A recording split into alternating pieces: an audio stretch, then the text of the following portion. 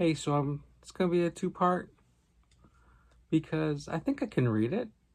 If I take some time out, I'll read it. I ordered a book.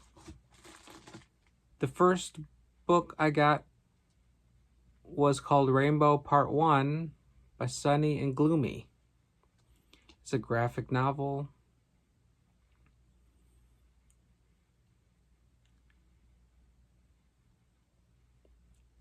I want to say it's a queer story. It's a story about the love between two friends. And the main character is worried and troubled because she has a vivid imagination, but her life is outwardly pretty rough. So she escapes in her imagination and she meets a wonderful friend who helps take her out of herself and connect with what's real.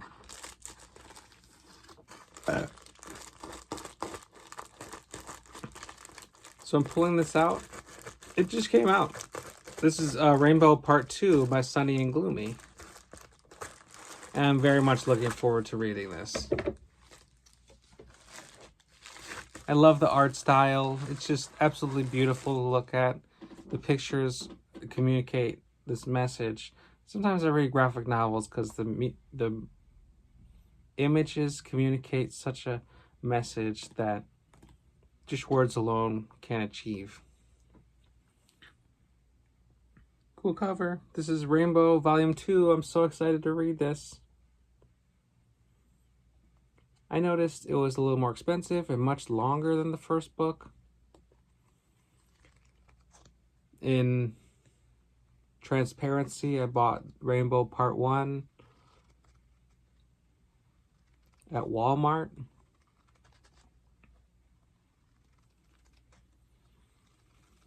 I'm smelling the pages. So here's just a few pictures I'll pull out. Characters are so beautiful.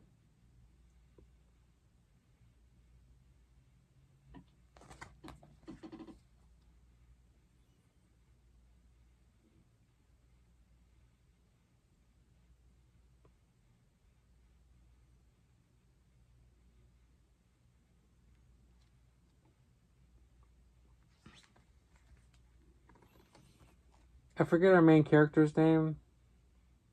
Boo. Boo is the main character. And Mimi is her favorite person in the world who just inspires and uplifts her. This is Mimi. And this is Boo. So I'll check in with you when I finish it. Talk about it a little bit. So I'll catch you in the next part. Till then. Oh, I am pleased. I just finished reading Rainbow Part 2. I saw Rainbow Part 1. I had it in my... Well, I keep a bookshelf in the basement. And so I think Rainbow Part 1 is down there. So I finished Rainbow Part 2. So good. So good. Obviously, you follow Boo, who's got the pink hair, and you follow Mimi, who's got the green hair, and their dog Max. It's a really precious story. I don't want to spoil it, but both of these characters have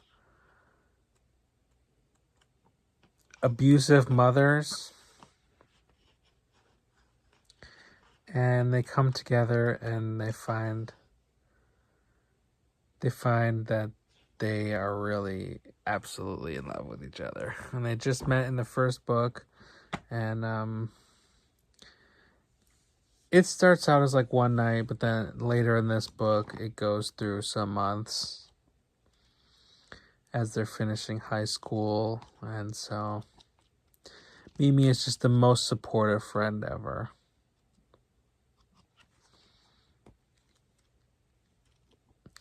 I'm looking for a picture of them together. Here's a good picture. And this one.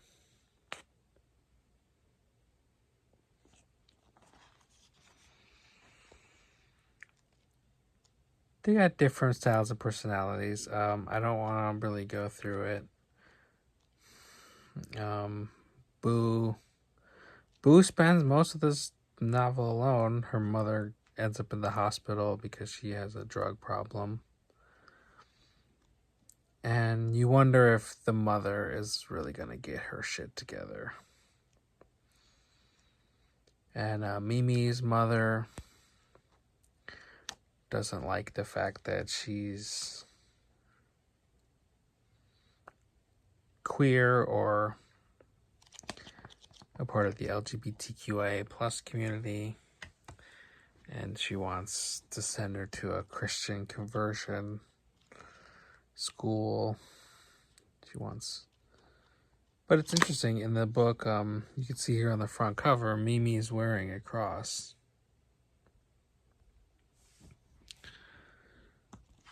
So I talk about this on this channel quite a lot.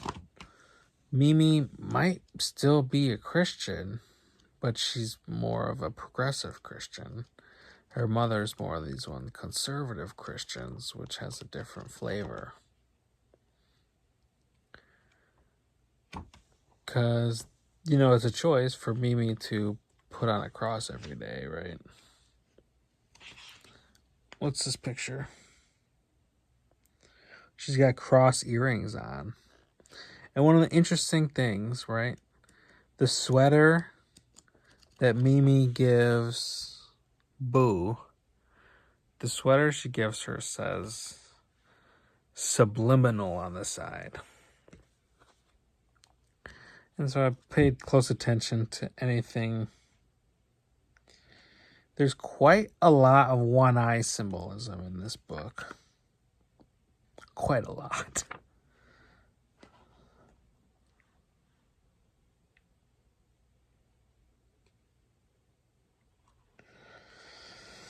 And then Mimi's wearing shirts. I don't know.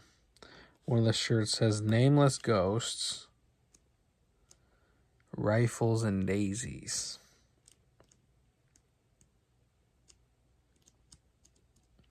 And then she wears the cross, which I think is fucking cool. So I think if I were to look at Rainbow, like, critically, I would say that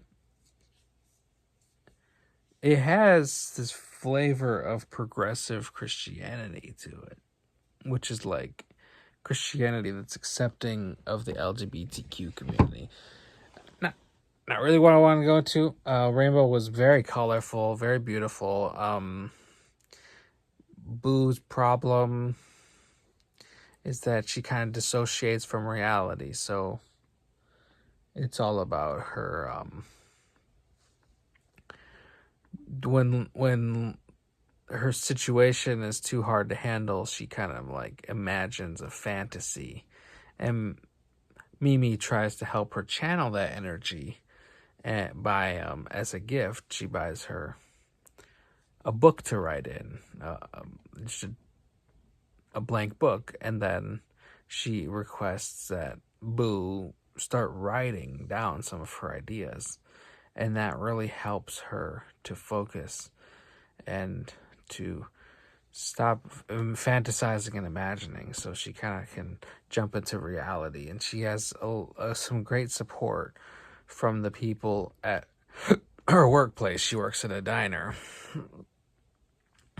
and there's one of the friends of hers is a trans man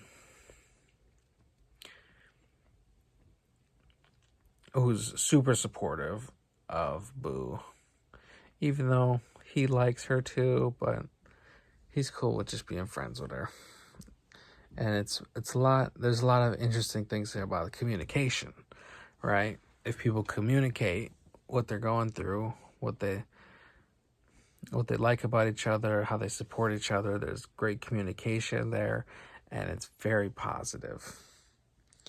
even though some of these parents have more dark problems, especially the mother. You never really find out anything about the mother. Boo just pretty much, well, Boo has to move on and find some support and live a healthy life. And she has to do that away from her mom because her biological mother has a lot of issues. Now, Rainbow. It's called Rainbow, Volume 2. The authors are Sunny and Gloomy. I believe it's, if I look at this, it's Sunny Gloom and Angel Gloom. Angel Gloom is the illustrator. Sunny Gloom is the writer.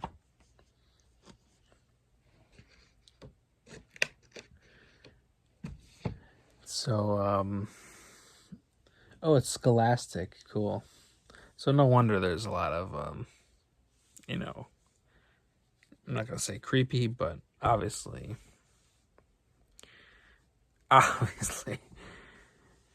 you got to see the stuff with a media literacy viewpoint. Anything published by Scholastic is going to be manipulative and but this is manipulative in a helpful way. I found it very helpful as someone struggling with my own gender identity and trying to come to terms with being in the LGBTQIA plus community. I felt really much seen and understood. One, I was going to go into the rainbow, but first, even down to stuff like Boo and her mother are heavier set women. And one of the most... it's cool that they actually normalized stretch marks. So they show the women and they have stretch marks on their thighs. And that... I can relate to that. I have stretch marks, and it's very validating to see women of heavier set sizes in a book it's very humanizing, which I actually really loved. So the attention to detail is really nice in this book. It's really beautiful. The diverse races, the diverse characters, wonderful people of all types. And what else was I going to say was rainbow. I believe it must have been a line in the first book that was also referenced here in the second book was so Mimi has to go away for a while to Michigan. I don't know where this is based out of, but she has to drive away to a different state. And she makes a reference to, oh, is it raining over there? Because it rained over here too. And then she says, we must be under the same rainbow. And then she says, I thought that was really cute when you said that. So it must have been a reference to the first book. So if we consider what the title Rainbow is from, it's just that we're under the same rainbow.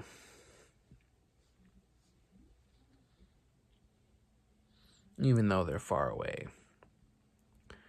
So it's a beautiful kind of a coming out story.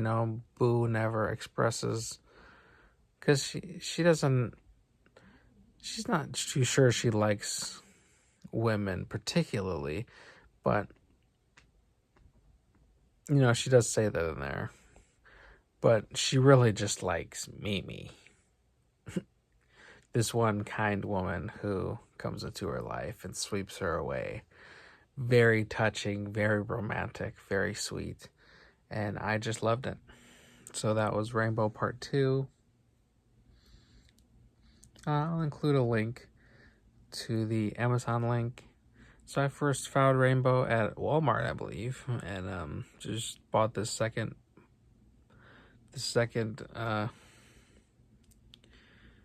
volume recently. It came out on May 6th. So I just been reading it steadily, and I knew I wanted to do a video on Rainbow Part 2. So thanks for joining me for this review. I hope you have a blessed day. Goodbye.